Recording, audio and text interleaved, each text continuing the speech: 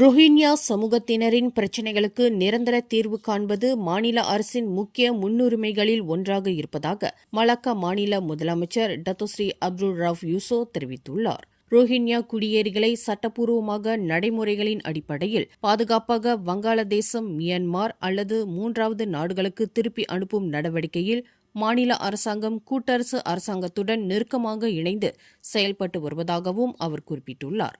அதேவேளையில் இவ்விவகாரங்களில் முழுமையான, இணக்கமான மற்றும் மனிதாபிமான அணுகுமுறையின் அடிப்படையில் தீர்வு காண நடவடிக்கை எடுத்து வருவதாகவும் அப்துல் ரவுஃப் யூசோ தெரிவித்துள்ளார். உள்ளூர் மக்களின் கவலைகளுக்கு தீர்வு காண்பதுடன் சமூக நல்லிணக்கத்தையும் பாதுகாப்பதே மாநில அரசாங்கத்தின் முக்கிய கடமைகளில் ஒன்று என்றும் அவர் விளக்கமளித்துள்ளார். மேலும் செய்திகளை தெரிந்து கொள்ள கீழே இருக்கும் பெல் பட்டனை அழுத்துங்கள். உங்கள் மகிழ்ச்சியை வெளிப்படுத்த லைக் மற்றும் ஷேர் செய்யுங்கள்.